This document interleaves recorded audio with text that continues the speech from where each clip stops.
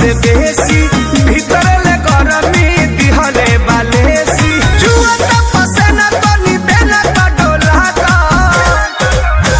हटावा पिया पंखा हटावा पिया पंखा एसी लगा दो हटावा पिया पंखा एसी लगा दो हटावा पिया पंखा एसी लगा दो हटावा पिया पंखा एसी लगा दो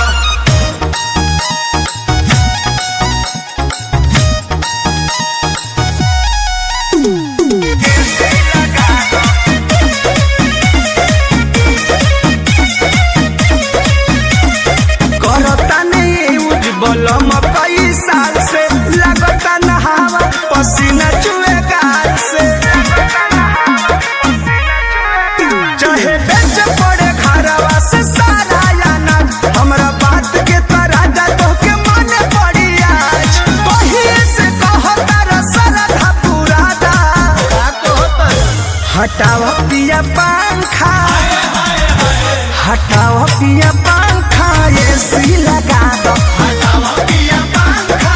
एसी लगा दो हटावा पिया पंखा एसी लगा दो हटावा